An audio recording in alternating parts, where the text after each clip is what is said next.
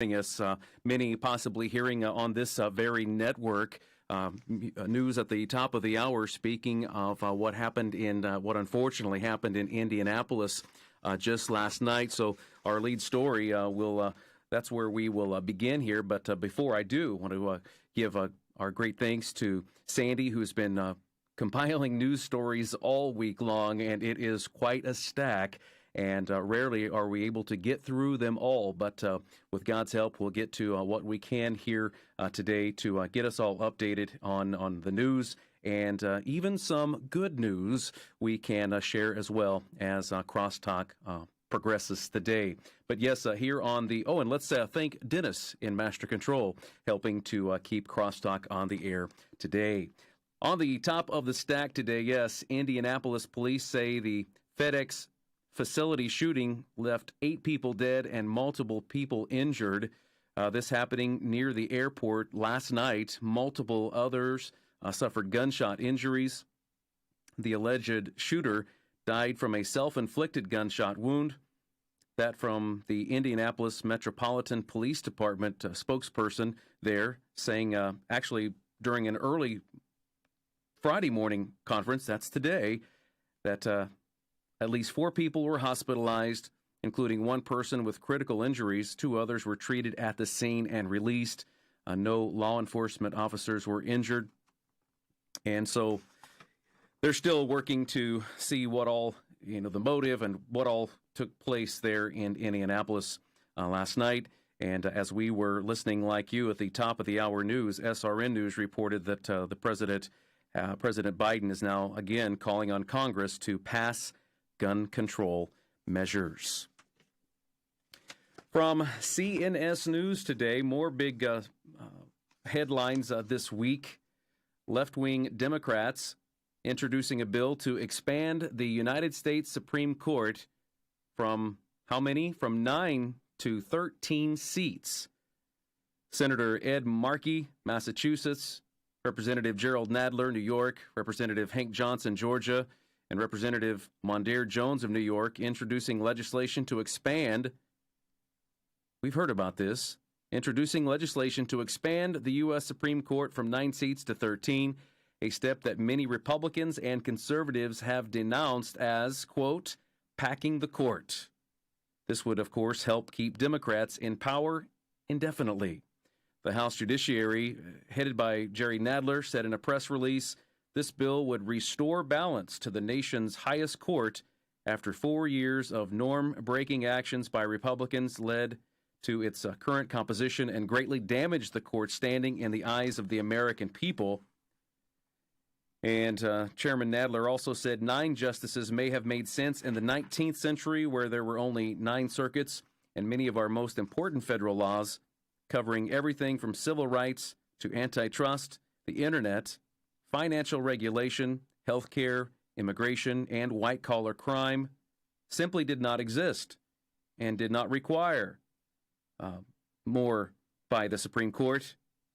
But the logic behind having only 9 justices is much weaker today when there are 13 circuits, he added. 13 justices for 13 circuits is a sensible progression, and Nadler says, I am pleased to join my colleagues in introducing the Judiciary Act of 2021. WorldNet Daily saying this left-leaning member of the Supreme Court says 9 justices are enough and there's no need to pack the court. No need for court packing. Justice Stephen Breyer, who was nominated by President Bill Clinton, is against expanding the court, arguing it would erode the public's willingness to respect its decisions. That from the SCOTUS blog website report. In a speech back on Tuesday at the Harvard Law School, Breyer cited 2 factors that provide cause for concern about the public's acceptance of the court's decisions. First, he noted, there generally has been a growing public suspicion and distrust of all government institutions. Second, there's a perception which he blamed on the labeling of justices as liberal or conservative, that decisions are driven by politics rather than legal principles. Many in America would agree with that. Stephen Breyer says adding seats to the court can only feed that perception further eroding that trust. So it seems this court packing issue is not going away. They were talking about that before the fall election of 2020. It was a major presidential conversation that, they tried to address, right? But at that time, many believe that President Biden, was not making any comments on it. And, we see the action that is now formally being introduced to make the court packing happen. But apparently not everyone is on board, even those on the left. House Speaker Nancy Pelosi does not support the effort by her fellow Democratic congressional leaders to expand the Supreme Court to 13 and will not bring such a bill to the floor for a vote, Pelosi said on Thursday. She made the revelation while during her weekly press conference offering a stark, quote, no, end of quote. It was after being asked about the measure being introduced to expand the nation's highest bench. Pelosi said, I support the president's commission to study such a proposal. She continued, going on to say that she and her members were focused on President Biden's infrastructure package and not the federal judiciary.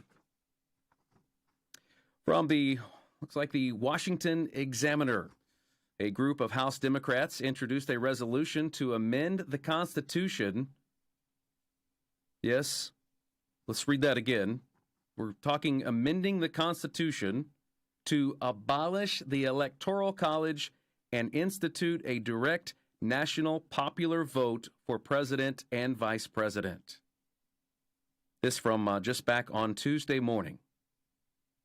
Proposing an amendment to the Constitution of the United States to abolish the Electoral College and to provide for the direct election of the President and Vice President of the United States, reads the text of House Joint Resolution 14. This effort, led by Representative Steve Cohen, a Democrat from Tennessee, claims that the development of mass media and the Internet has made information about presidential candidates easily acceptable to the United States citizens across the country and around the world. And in a statement explaining the move, Cohen called the Electoral College an, quote, archaic institution that has twice awarded the presidency to a candidate who did not win the popular vote in the last 20 years. End of quote. That from Representative Steve Cohen, Democrat from Tennessee. We surely will not hear have not heard the last on that. Something we definitely wanted to get to here in the first segment. We're already coming upon our first break of Crosstalk today. Former Minnesota, we are shifting gears here. Former Minnesota police officer charged with shooting Dante Wright has been released from jail on a $100,000 bond while protests did erupt for the fourth day over his death. Kimberly Potter, 48, was released from the Hennepin County Jail at 5:38 p.m., just hours after she was arrested around 11:30 a.m. on Wednesday by Minnesota Bureau of Criminal Apprehension agents in St. Paul, that according to official jail records. Earlier Wednesday, the former Brooklyn Center officer was charged with second-degree manslaughter for killing Wright, a 20-year-old black male, in the Minneapolis suburb back on Sunday.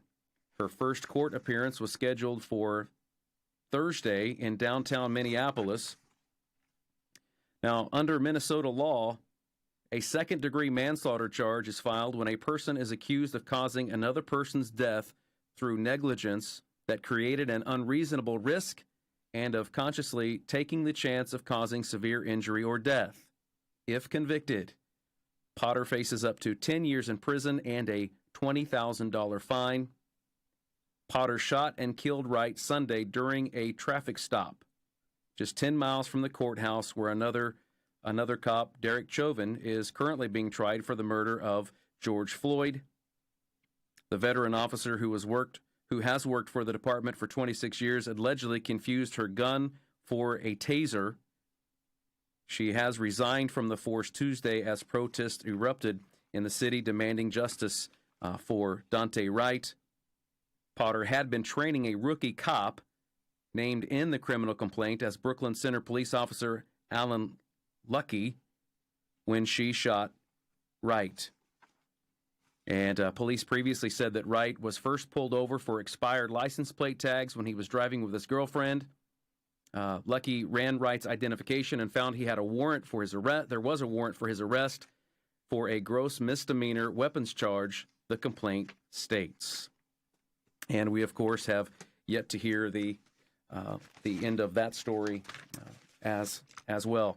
We have from the Western Journal saying the man killed by Minnesota police Sunday was wanted on charges of first degree aggravated robbery.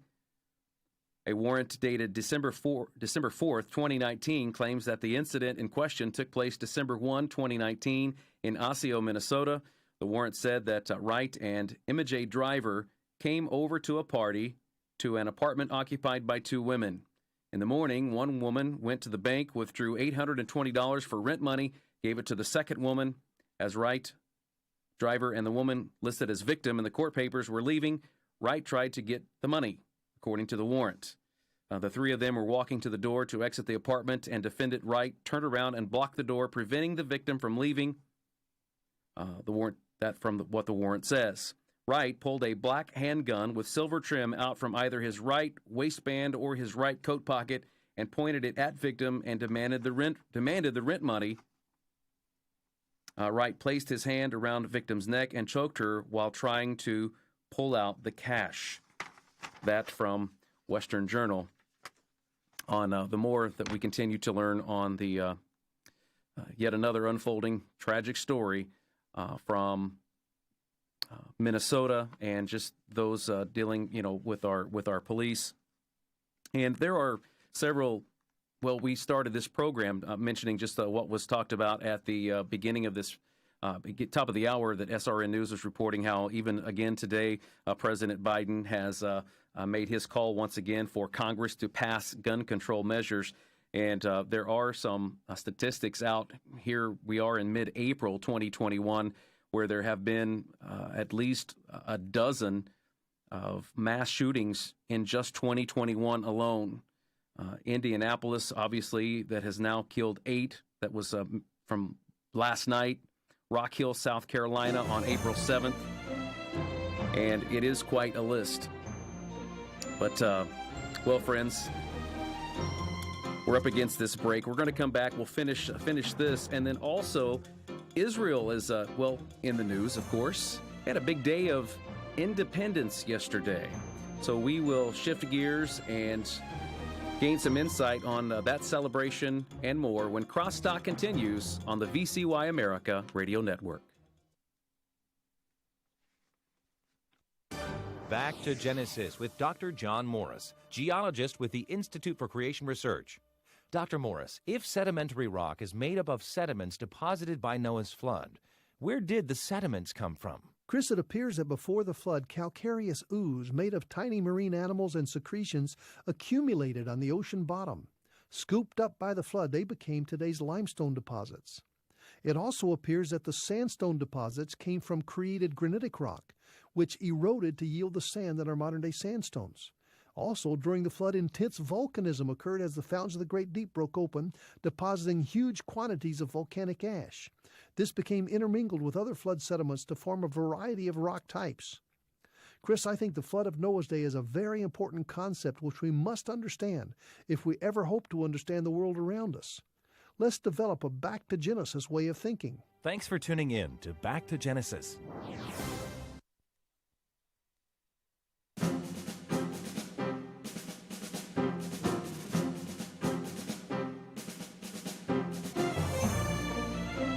You are listening to Crosstalk on the VCY America Radio Network. Thank you for coming along. We do hope to, we intend to get to your calls coming up, and we'll thank Cheryl for her help with the phones here today. Just before the break, we were talking briefly. The New York Times has issued a partial list of the mass shootings, and it just seems that while we know these are tragedies, friends, why the uptick? Why the uptick now? One has to ask that question when we're looking at shootings just last night in Indianapolis, April 7th, Rock Hill, South Carolina. April 3rd, Allen, Texas. March 31, Orange, California. March 28th, Essex, Maryland. March 22nd, Boulder, Colorado. Atlanta, March 16th. Indianapolis, March 13th, where there were multiple casualties at each one of these. We become so callous to this in the news, right? February 2nd, Muskogee, Oklahoma. January 24th in Indianapolis. So now we've had 3 in Indianapolis this year, alone in 2021. And then January 9th, Evanston, Illinois, where 5 were killed. And, well, we'll leave that to those who wish to debate or speculate on why an apparent uptick in the mass shootings in our country. Obviously needs to be a matter of prayer. And we'll continue to bring you these news stories as we can. Going to shift gears here as we get into this second segment, and Israel, well, always in the news, but Israel having quite a celebration yesterday, and we understand it was a day of independence. We here in America definitely know what July 4 means to us, and we that love our country and love celebrating our nation's birth, and pretty special time for Israel as well. And was talking with the host of this program, Jim Schneider, just a couple of days ago, and knowing that he would, I would be stepping in for him, he said it might be a good idea to call in some reinforcements, and I totally agree in that no one knows it any better than Dr. Jimmy DeYoung, and so we welcome him back to Crosstalk. Always a welcome guest here. And Dr. DeYoung, we understand it was quite a celebration yesterday. Can you tell us what you know about it? Well, Dalton, great to have you as the host, and Jim better see if he has a job when you get back. So, indeed, praise the Lord for your opportunity to be a guy that could step in at any moment. As it relates to Israel, yes, it was an unbelievable day. It was the 73rd birthday for the modern-day state of Israel. Now, let me just give you this bit of information. A week ago yesterday, was Holocaust Remembrance Day there in Israel, where the entire nation would stop. In fact, when the sirens sounded across the entire state of Israel, every single Jewish person stopped. If they were driving down the highway, they'd pull over to the side, stop, get out, and stand at attention. If they were on a bus going someplace, the bus would stop, everybody in the bus would stand at attention. If they were in a department store, everybody would stop, stand at attention in honor of the 6 million Jews that did die in that horrific event called the Holocaust there in the area of Europe during World War II. Now, 6 million, that was 1/3 of the entire population at that time of the Jewish world. 18 million alive, 6 million, that left 12 million Jews that are alive. Now, that's grown in those years since the Holocaust to about almost 15 million Jews alive in the entire world, and of that number, 83% of them living there in Jerusalem. But there was a statement that was made, and I've used this often before. World War I was what God used to establish a land, a piece of real estate for the Jewish people. World War II is what God used to establish a people for that land. So it was so appropriate to have Holocaust Remembrance Day 1 week to the day before Independence Day. And, of course, Independence Day, they celebrated the 73 years that they have been a nation. I'll never forget, I've been in the Independence Hall there in Tel Aviv, where on that Friday afternoon at 4:30, now I mentioned the time because it was a half hour before the Sabbath would begin on Friday evening. And David Ben-Gurion, with a group of Jewish people, walked in to Independence Hall there in Tel Aviv. They announced to the world that the Jewish nation of Israel was once again a nation among the nations of the world. That was 73 years ago. And, oh, by the way, after that half hour of the ceremony there in Tel Aviv at Independence Hall, everybody went home, and immediately 7 Arab nations attacked the Jewish state.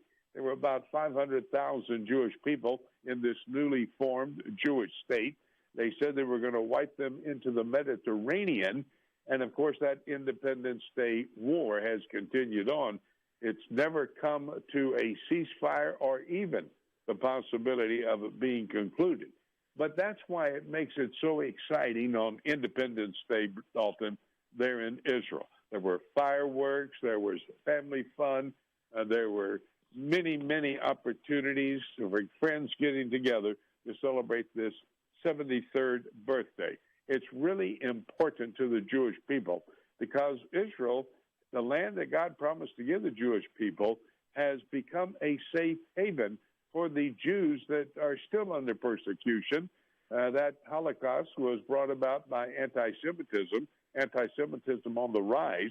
And if you look in Bible prophecy, Zechariah 13:8 says, during the 7-year tribulation period, there will be another Holocaust. This time, 2 out of every 3 Jews will be killed. That's almost 9 million Jews of those alive today will be killed in that time. So we're not into the tribulation. That makes it even that much better to celebrate the 73rd anniversary of the Jewish state. It's a wonderful day, but it's a tangible evidence to the entire world that indeed God is fulfilling Bible prophecy with the people he has a special plan for, the Jewish people. Dr. DeYoung from prophecytoday.com, and of course a guest on Crosstalk from time to time. And Dr. DeYoung, someone hearing Israel in the news so often today, and you speak of prophecy here. Prophecy, you tell me 1/3 of the Bible is prophecy, correct? That is absolutely correct. That means in 1 in every 3 pages, Dalton, you'll have Bible prophecy.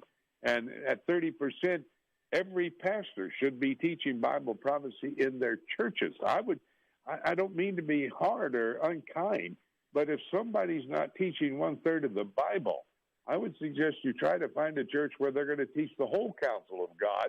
But you're right, 1 in every 3 pages, 30% of the Bible prophecy. And where we're going with this, those that hear so much about Israel and wondering why why America has until recently have been so in the corner of Israel and in support of Israel, not so much national Israel, but in the right for Israel to exist. So much of the words of prophecy have to deal with Israel's existence. Well, they certainly do, Dalton, and that's exciting for a member of any political party, any nation of the world to pay attention to. I love what Benjamin Netanyahu said the very first time. He's the prime minister of Israel now.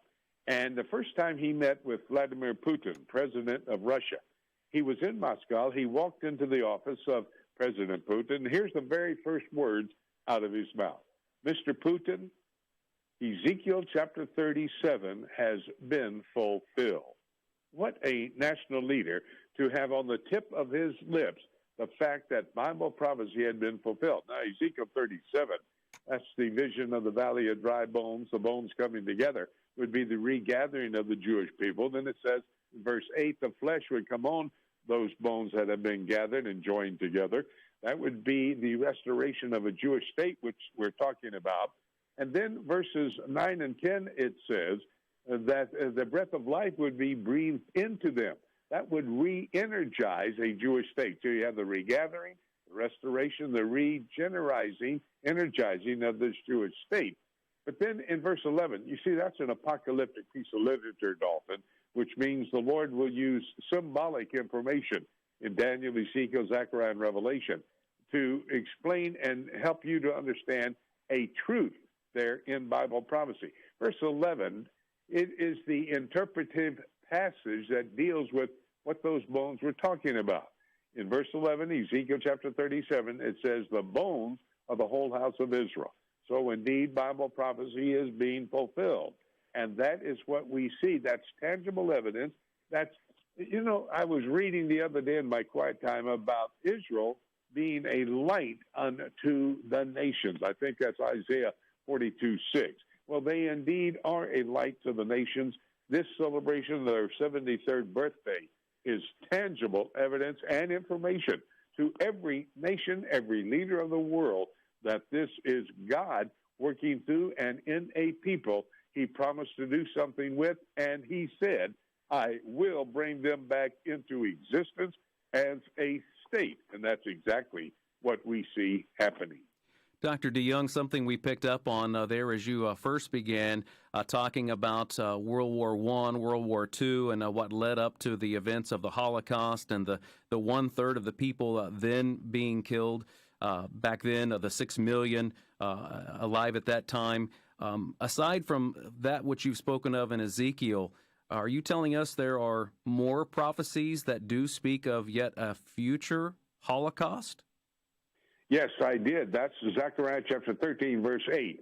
And that's a passage of prophecy that's dealing with that 7-year tribulation period. After the rapture, then that 7-year tribulation period, and then the return of Jesus Christ. By the way, it's key to get that order. The rapture's next. That's the very next event prophetically to happen. No prophecy has to be fulfilled before that. All other prophecies fulfilled after that. Then the 7 years in Zechariah 13:8 is talking about in that 7-year period where it says 2 out of every 3 Jews would be killed. That would be 2/3 instead of 1/3 like happened in the first Holocaust.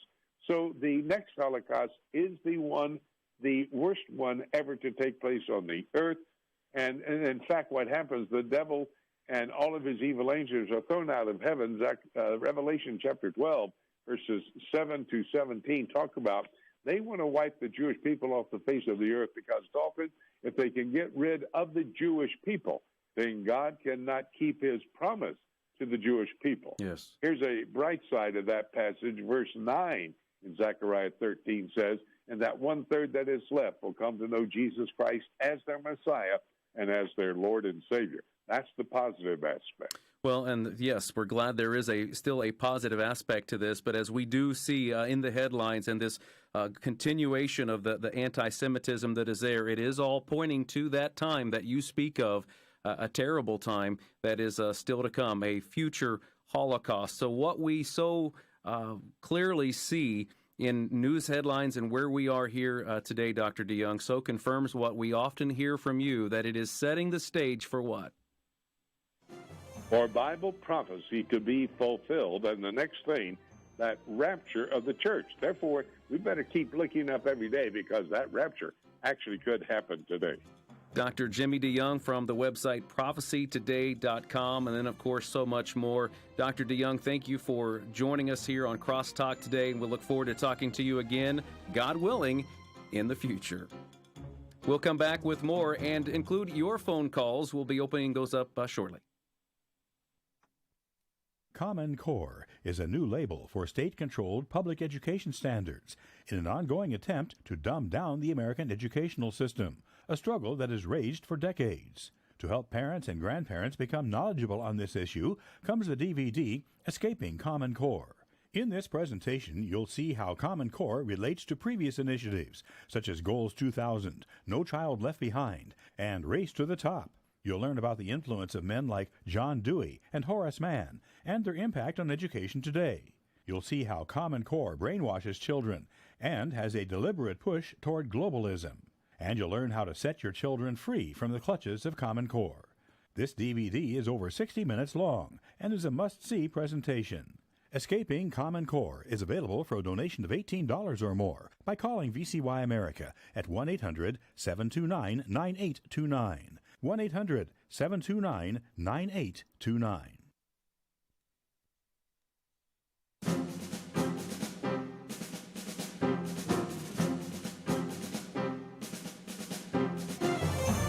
We are back on Crosstalk on the VCY America radio network.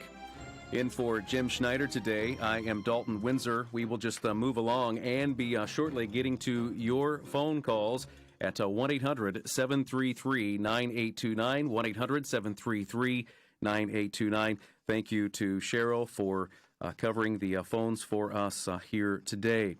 Well, in the past several weeks, Again, shifting gears here, we've heard many talking about we have an emergency at our nation's border. There are threats at our nation's border. We've saw some video footage. We hear, well, we don't hear much, at least not from the mainstream media, of many of the reports that of the breach that's taking place at our nation's border.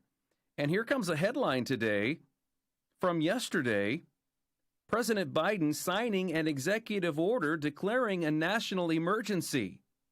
But not about our border, but over the threat from Russia, as his administration has slapped new sanctions on Russia. Well, that may be something that we have to look at. But what about our border? What about so many other things? Well, from FoxNews.com, the United States Department of State saying it is expelling 10 officials from Russia's bilateral mission.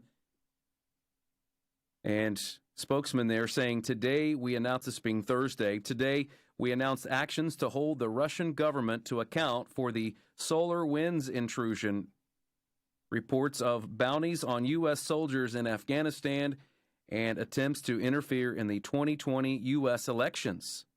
That from Secretary of State Anthony Blinken. That from his statement. Many of you may remember that earlier this year, President Biden, when asked if he thought Russian President Vladimir Putin was a killer during that recent interview, Biden said yes. From CNSnews.com, Russia is working actively, quote, working actively to move away from the U.S. dollar and Western payment systems. Foreign Minister Lavrov said during this visit to Iran this week, in particular, gradual steps should be taken to move towards the de-dollarization of national economies and transition to payments in national or alternative currencies, as well as to stop using international payment systems controlled by the West, he said. He went on to say Russia has been working actively to that end, and they see great prospects for cooperation in that field with all interested international partners. When asked about Lavrov's comments, a Kremlin spokesperson told reporters that Russia needs to be prepared for new U.S. financial sanctions, including the possibility that the country could be disconnected from the Visa and MasterCard payment systems. One more for Russia, namely Russian President Vladimir Putin on yesterday announcing that Russia would be closing off the Kerch Strait to foreign warships until fall, following President Joe Biden's announcement that he would stop 2 U.S. warships headed to the area in an effort to lessen tensions. Biden saying Thursday that now is the time to de-escalate after he had announced sanctions on Russia tied to the SolarWinds hack that the United States blames on Russia and on Russia's continued presence in the Crimea, which was seized from Ukraine in 2014. The Biden administration had planned to send 2 destroyers, the USS Roosevelt and the USS Donald Cook, to the Black Sea over Russia's continued military presence in Ukraine. But Moscow on Tuesday responded that the United States should keep out of the area, quote, for their own good. The Kerch Strait will be closed from next week until October. That from the Ukraine Foreign Ministry and their spokesman yesterday. How about we once again shift gears, and this time maybe find some good news, something positive. And all eyes have been on out west, if you will, all in California. Many listening today. In response to Liberty Counsel's request for an emergency injunction pending appeal to the Ninth Circuit Court of Appeals on behalf of Harvest Rock Church and Harvest International Ministry, Governor Gavin Newsom wrote yesterday that mandatory limits on attendance are no longer imposed on houses of worship. That means that after 5 reprimands from the United States Supreme Court, Governor Newsom decided to make the percentage capacity restrictions on houses of worship in all tiers voluntary. How many reprimands? It took 5 reprimands from the U.S. Supreme Court for Governor Newsom to get it. California's COVID-19 guidance has now been revised and reads, quote, in response to recent judicial rulings, effective immediately, location and capacity limits on places of worship are not mandatory but are strongly recommended. The linked guidance is in the process of being updated. All other restrictions in the guidance remain in place. End of quote, or end of the advisory guidance from COVID-19 guidance from the state of California. Now, this case spoken of here, this case is still pending at the Ninth Circuit Court of Appeals, requesting that the district court ruling be reversed unless and until there is a judicial declaration that Governor Newsom has acted unconstitutionally. There is nothing keeping him from changing his mind again, whether in this crisis or any future crisis. And then last Friday, the U.S. Supreme Court granted 5-4 an emergency injunction pending appeal, thus finding that California Governor Gavin Newsom's restrictions on home Bible study and worship violate the First Amendment. So something positive for the church, not that the church ever stopped being the church, but so many motions and moves have been made to try to see that happen, and many folks have been standing up, and, after 5 reprimands, Governor Newsom finally letting some folks think for themselves and worship the way they believe they are called to do. Going to open the phone lines at 1-800-733-9829, 1-800-733-9829. One more quick story along these same lines. Canadian pastor James Coates of Grace Life Church held services last weekend. Normally, this would be an unremarkable fact, but given he had recently been released from jail, only to see his church fenced off and shut down by authorities, it made this worship service all the more impactful. Pastor Coates greeted those in attendance at an undisclosed location by saying they can take our facility, but we'll just find another one. A few moments later, 2 gentlemen who were only identified in a video as Joe and John came forward to lead the congregation in song, and then one of the men began by saying, "Did you ever think you'd be part of the underground church?" Let me jump ahead here. Officers with the Royal Canadian Mounted Police came out en masse Sunday as protesters descended on Grace Life Church in Alberta, Canada, where police barricaded the worship center last week, barring congregants access to the church.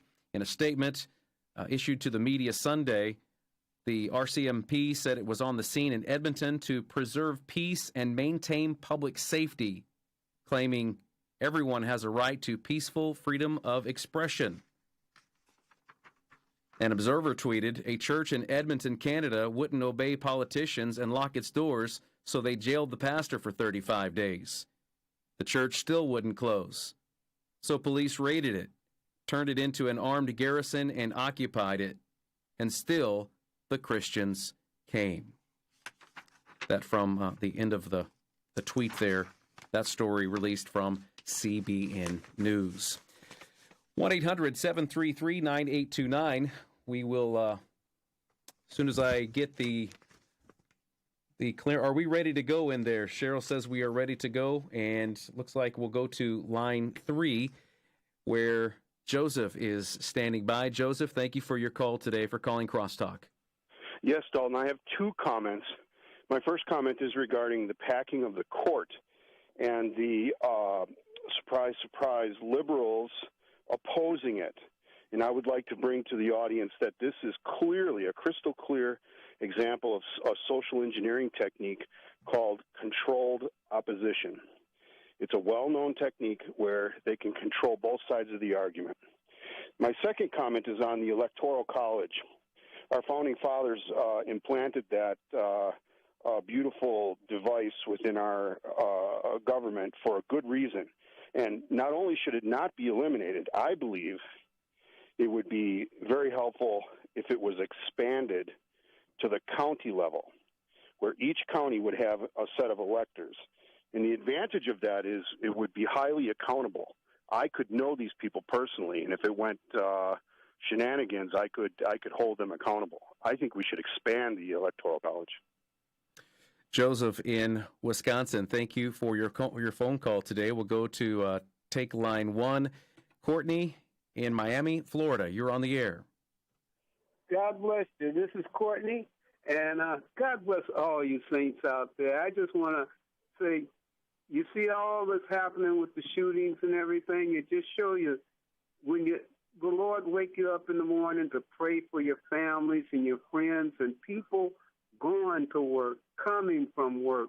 Pray for the police, that God watch out for them, for the first responders, the doctors and lawyers. It's the end times, but the thing, it's good times because souls are being saved. And ask God to show you how to witness and who to witness to. God bless you all. Watch what your kids are learning in school and get into that word every day with them. And if you haven't got kids, you stay in the word yourself. God bless you now. Thank you, Courtney. Thank you for your call. 1-800-733-9829. Not only thank you for the call, thank you for your comments. 1-800-733-9829. Possibly you have a call of encouragement, such as Courtney there, or maybe you'd like to make a comment on what Dr. DeYoung was speaking of on prophecy. Maybe you'd like to make a comment on this court packing issue, as was just phoned in from Wisconsin. 1-800-733-9829. Maybe you'd like to make a comment on what has been happening out in California. Some of these stories that we've been looking at. Your comments are welcome. That's what this show remains on the air about. 1-800-733-9829. As we wait for some more phone calls to come in, let's look at a story out of Iowa saying that it's not our problem. The governor there, the Iowa governor, rejecting a White House plea to house child migrants as the administration flies kids cross-country. The White House now flying unaccompanied minors across the country to emergency housing facilities as it struggles to keep up with the thousands of child migrants flooding across the United States southern border. And Iowa's Republican governor is now the first to refuse the Biden administration's pleas to provide temporary housing. Late last week, Republican Iowa Governor Kim Reynolds said that she has rejected a federal request to accept migrant children into the state, saying the need to find homes for them is the president's problem. It's not our problem, the governor said, Governor Reynolds, adding that the state does not have any temporary facilities to lend to the Department of Housing and Human Services. This is the president's problem. He's the one that has opened the border, and he needs to be responsible for this, and he needs to stop it. We're up against the break. We'll come back, make a couple of more comments from this latest article, and we see some more phone calls coming in as well. You're listening to Friday News Roundup and Comment on the VCY America Radio Network. Stand by.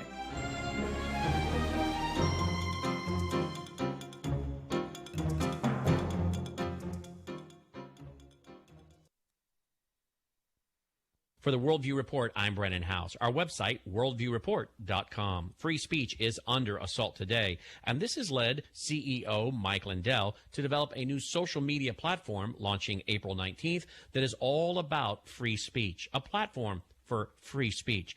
But does that mean he'll allow anyone to come on his social media and broadcast platform and say whatever they want? The answer is no. Why? Will he thus then be doing what he's been complaining about, suppressing free speech? No. Because there is a limit to speech. You can't scream fire in a building.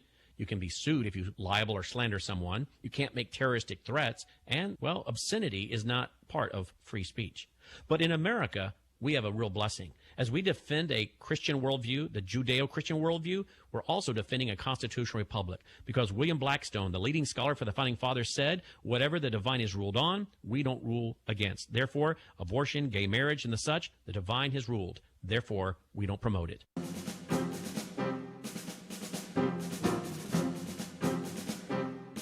This is Crosstalk on the VCY America Radio Network. Again, just wrapping up on this story out of Iowa, where the governor of Iowa, Kim Reynolds, is saying that the migrant children proposed to be coming into their state, she has rejected the federal request, saying that it is the president's problem. He's the one that has opened the border. He needs to be responsible for this and needs to stop it. The federal government is believed to be holding as many as 15,500 child migrants with hundreds more coming across the border every day. Last month alone, nearly 20,000 children were taken in by Customs and Border Protection, and that number is only expected to grow. There's one other headline here we won't spend much time on because we don't have the time, but that the president is also sending migrant children to the Los Angeles County Fairgrounds, a place which was used during World War II as an internment camp for Japanese Americans. Let's go back to the phones. We'll go to line 2. Jan in Wisconsin, thank you for calling Crosstalk. Yes, thank you for taking my call. I'd like to give a good word of encouragement to all of our listeners, knowing that God is unchanging, that when my going to be 92-year-old husband in 1 month obeyed God's original diet command in Genesis 1:29, which did not include meat and dairy products, he has not had a cold or flu in over half a century. Well, praise the Lord.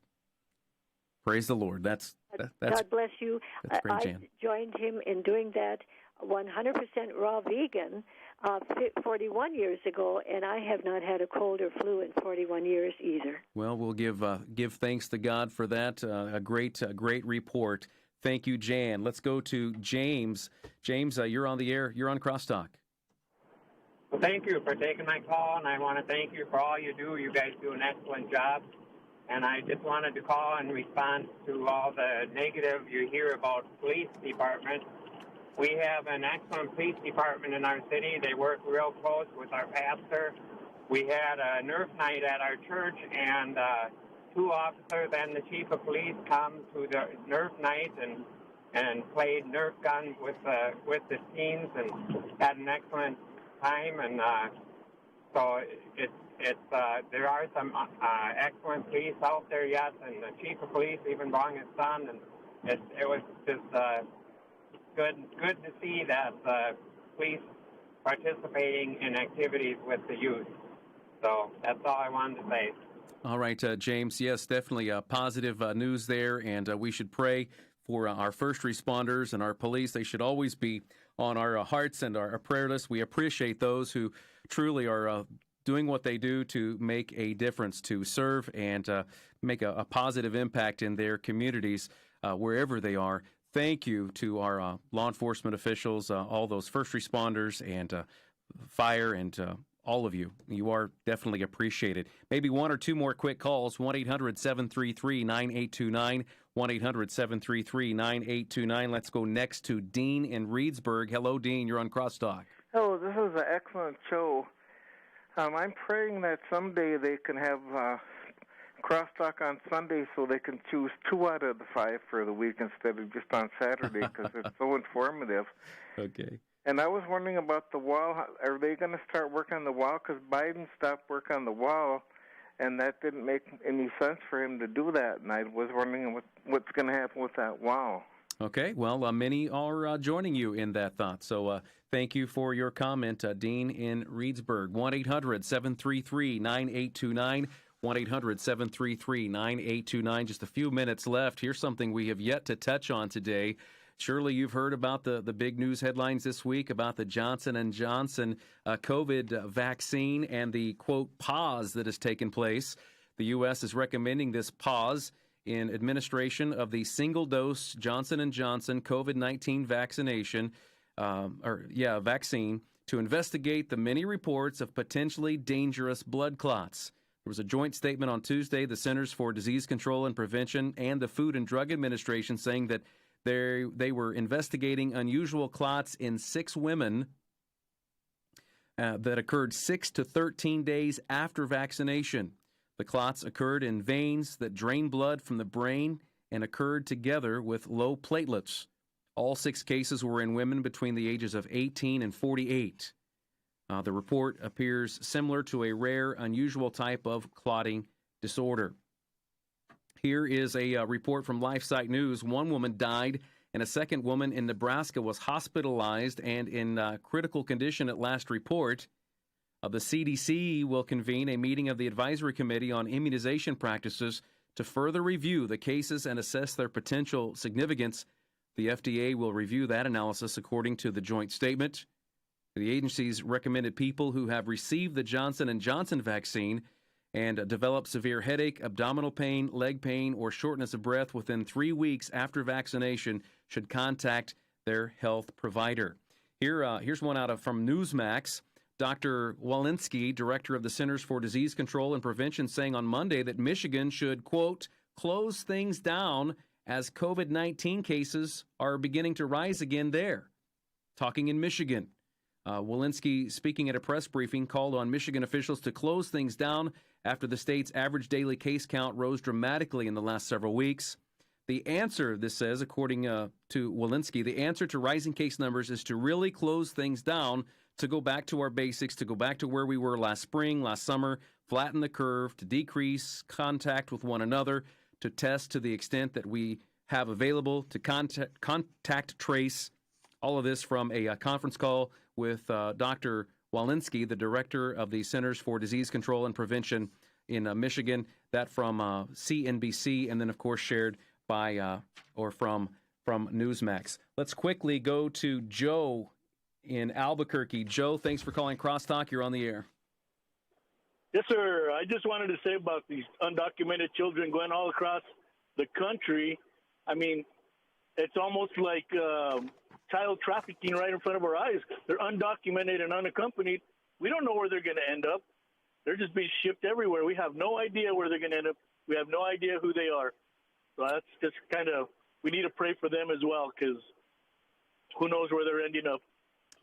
All right, Joe, we thank you for your comments from Albuquerque, New Mexico. We are simply out of time. Time does go so quickly here on a Friday News Roundup. We're leaving several stories behind, but we do thank you for calling in and for, of course, participating with your phone calls. And, well, we have to look up, friends. We have to trust that what we know to be true, our God is in control. And while there is a lot of bad news in our world around us, in our nation, or even just down the sidewalk, there is still good news. The Lord's Day is coming up. We'll trust you'll be in a good Bible-preaching, Bible-believing church. It's the Word of God alone that changes men and hearts eternally. You've been listening to Crosstalk via satellite and the internet from VCY America. Views expressed may or may not be those of this station. For a CD of today's program, send a donation of $6 or more to VCY Tape Ministry, 3434 West Kilbourne Avenue, Milwaukee, Wisconsin, 53208. Or download by RSS or podcast from crosstalkamerica.com. And join us again for Crosstalk.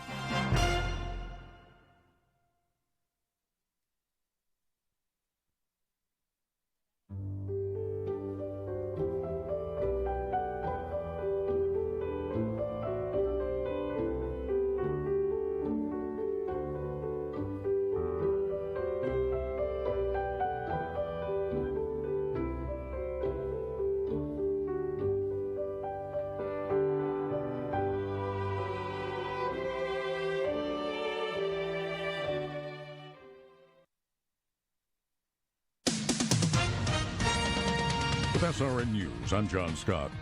8 people killed, several others wounded after a late-night shooting at a FedEx facility in Indianapolis. Police Deputy Chief Craig McCart told WRTV the shooting had stopped by the time officers arrived. When officers arrived, they found a very chaotic and active crime scene. They found several victims injured and several victims deceased, as well as the suspect who was deceased as well. Of an apparent self-inflicted gunshot wound. The gunman identified as a male in his 20s. President Biden mourning the loss of life in the shooting and renewing his call for gun control. White House correspondent Greg Clugston reports. In a written statement, the president says God bless the 8 fellow Americans we lost in Indianapolis and their loved ones, and we pray for the wounded for their recovery. Mr. Biden goes on to say that gun violence is an epidemic in this country and that too many Americans are dying every single day. He calls on Congress to pass gun control